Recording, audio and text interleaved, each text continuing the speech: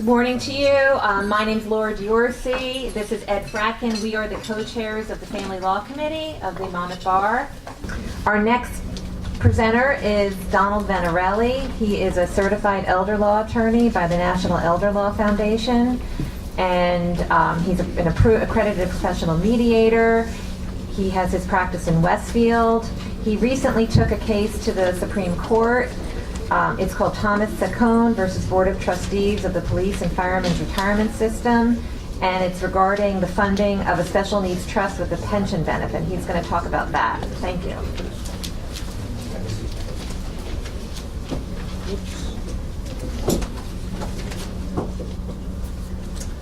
Okay, good morning, everyone. I'm here to talk about my claim to fame. Earlier this month, how's that? Earlier this month, I was in the Supreme Court on this case, and I'm going to talk about that. I just thought I'd give you some quick background. People involved with special needs trusts here in any way with your divorces? Yeah. Okay, it's not. Well, one person. Anyway, special needs trusts it's the public policy of our state, in case you didn't know that. It's a vehicle by which disabled adults, disabled children can maintain their eligibility for public benefits that are usually financial based and still have a trust fund. I mean, that's basically the idea. And there's basically two flavors of special needs trust. One, it depends on where the money comes from that funds the trust. If the disabled person is putting their own money in there, could be from personal injury recovery, could be from inheritance, could be child support, could be alimony payments. Those are the disabled spouse or the disabled child's benefits. If they fund the trust, then it's a self-settled trust. There's all kinds of requirements, a big long list of close to 30 different things that the state requires that you set up. But the basic idea is that the state of New Jersey, because they're paying Medicaid, they allow you to put your money into a trust to be eligible for Medicaid, for SSI, for Section 8 housing, for any of the other public benefits that the state provides, requires a payback. When the disabled person passes away, if there's anything left in the trust, it has to first go to the state of New Jersey. That usually will clean out the trust, although once the lien is satisfied, if there's any money left over, your heirs can get it. The other type of special needs trust are third-party special needs trusts where your parent might set it up in a will. You know, the source of funding is not the disabled person's money, it's a third party's money. Like I said, inheritances is the basic example for that one. Okay, so I've come into contact with them in the matrimonial arena by setting up special needs trusts as part of divorce settlements when the spouse is disabled. So the alimony will be paid in special needs trust. We have a case on that, right? Child support can also be paid into a special needs trust. You have a disabled child who's receiving, maybe Social Security from the parent's number or SSI and receiving special education services or something that's going to look at their receipt of benefits. You can pay the child support into the special needs trust, and that will not affect. They will not look at whatever's in the special needs trust in funding, in determining eligibility. Okay, so regarding estate planning, I'm sorry, go ahead. Would that be considered a third-party trust or not? Which one? Child support trust. No, child support is income belonging to the child, so it's a first-party, self-settled special needs trust. You have to have a payback provision on those. Regarding estate planning, special needs trusts, you can set up the trust, a standalone trust. In existence now, it could be irrevocable, it could be revocable. You can put a special needs trust in the parent's will, so that it gets funded on their death, and the adult child at that point can remain eligible for public benefits.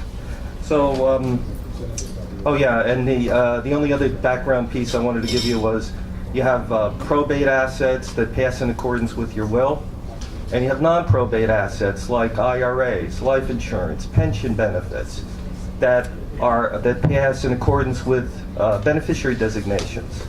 So when you're setting up these third-party special needs trusts in an estate planning context, you put the trust in the will, and then you have to go to the non-probate assets and change the beneficiary designations to name the trust as the beneficiary for whatever you're going to leave the disabled child. Okay? So that's what I was trying to do with this case that just went to the Supreme Court. The Tom Saccone, my client for many years, is a retired fireman, retired Newark fire captain. So retired in 2000, and not a whole. He's got a house and some money, but basically got a really good pension, right? So he came in. He has a wife and one child, and the child's very disabled. Well, he's 41 now. Since age 18, he's been getting supplemental security income payment benefits paid by Social Security, but they're not based on your work record like we would get. It's based on financial need. He's never worked. So from age 18, he's been getting SSI and Medicaid, and he uses the Medicaid for all of his, counseling and everything else he goes to. It's his medical insurance. So we want to, it's critical to maintain this eligibility for Medicaid. He has nothing else. So I prepared a will, and I put a special needs trust in Tom's will for Anthony, the son. And then, I wrote away to the police and fire retirement system and said, okay, send me a beneficiary designation. I want to name this trust in the will. And I've done it like 100 times before in many different situations. You can't do it for Social Security benefits, by the way. There's an anti-alienation statute. The person has to receive it themselves. But many non-ERISA based pensions can be made, you can assign the income stream to a trust. That's what I was trying to do. That was 5.5 years ago. August of 2008, I wrote that letter to the pension board. And I got a really nasty letter back saying, hey, we're not going to, you're trying to take advantage of the public benefits of the state of New Jersey, and we're not going to be a party to it. Right? So I said, hey, look, this is the public policy of the state, and here's anyway, the pension board, the pension board denied the application to assign these pension benefits to the trust. So this is like a lot of our administrative, that's the trial level. It's analogous to the trial level. So when you appeal, you go to the appellate division. I mean, basically what the pension board said was, at first, we've gone to the Supreme Court twice. So the first thing they said was, Tom is not dead, right? The client. And Anthony might die before Tom dies.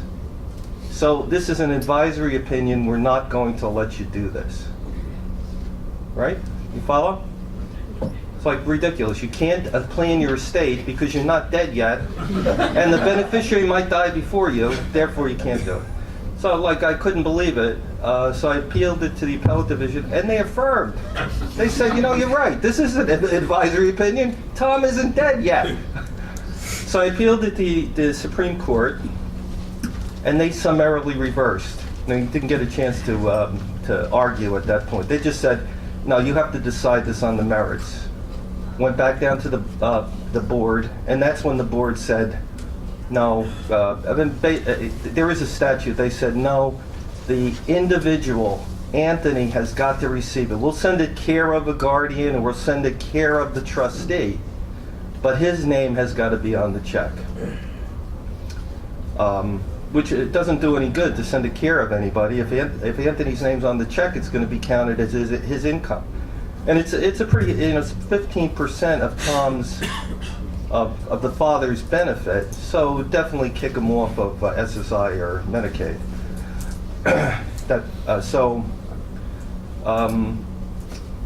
That's what they said. We can't do it. You have to name him individually. So I went back to the appellate division. The appellate division affirmed again. This time they wrote an opinion. The last time it was just it was just like a one-liner. But here they actually wrote an opinion. It said the statute mandates that the child receive the benefit personally, so you can't make it payable to a special needs trust.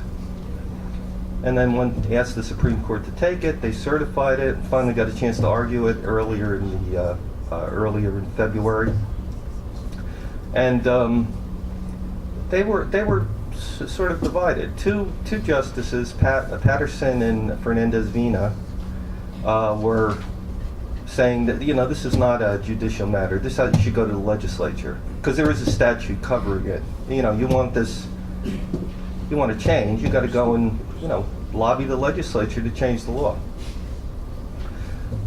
The other justices seem to be more willing to entertain the idea that they had an opportunity to change this so that the disabled child could remain eligible, and looked like they were going to take advantage of it. Which is what I told Justice Patterson. I said, there's no coalition of disabled parents of disabled children. I mean, there's no political power whatsoever. The legislature is not going to pay attention to this. But anyway, so that's where it is, and usually takes 4 to 5 months before the Supreme Court renders a decision. If they do, then the entire right now, funny thing is that 5.5 years we're litigating it. 5.5 years on the PSRF website, they've had a statement saying, hey, you can name a trust as the beneficiary of your pension benefits. All this time, and we would go up and down the judicial system, not once, and they went through a big revision of the website in 2012. Nobody changed anything. So I keep on making that point, and I also made it to the Supreme Court that, they should be bound by what they say. Aren't the members allowed to depend on what's on the website? But nobody's interested in that argument. Yes, sir. What's the name of your case? Saccone, Thomas Saccone. It's on the material I handed out. Okay. Thomas Saccone versus Police and Fire Retirement System. Yes. Why do you think the pension board, so if the pension board had agreed and allowed you to designate the special needs trust, what would have been the repercussion to the pension board?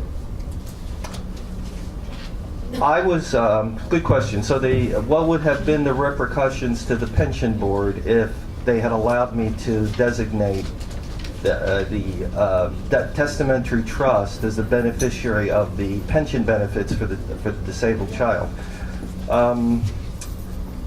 There's a statute that says you have to make if the retiree has a child, the only beneficiary can be the child. In other words, they have a definition of child. Does not include trusts. And my argument was, well, whether it's payable to a child or payable to a trust, it's fiscally neutral. We're not going to pay anymore if it's us citizens if it's payable to a trust, because the pension stops, the benefit stops when Anthony dies, whether it goes to a trust or whether Anthony gets it directly. So why not, how can you say no? It's supposed to be a benefit for the child. And if you send it to him, it's not a benefit, it's a detriment. It's going to hurt him. Which, a bunch of the justices, they like that argument.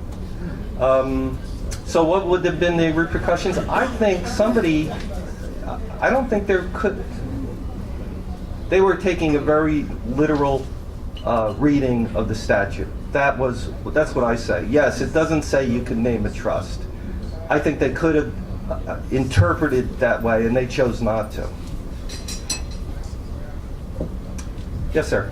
Don, if the Supreme Court rules against your client when he dies, is his son still able to do the self-settled payback trust to protect his benefits? That's a good question. The appellate division said maybe he can do that.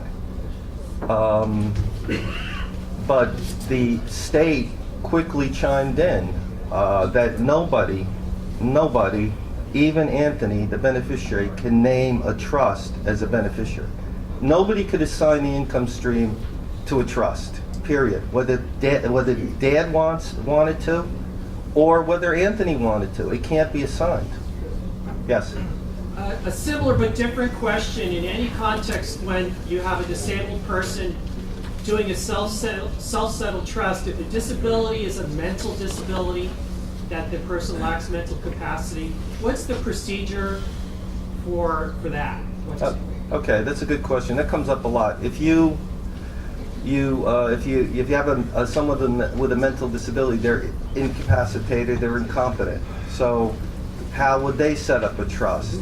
Some of the people in that situation have guardians, and the guardian, although not permitted under our statute to actually set up a trust, can go to court, and it's the court to set the trust up.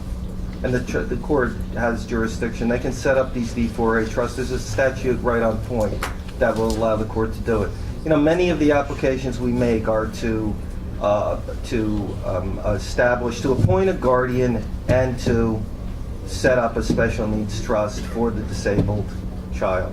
Thank you. You're welcome. Any other questions, folks? Thank you for your attention.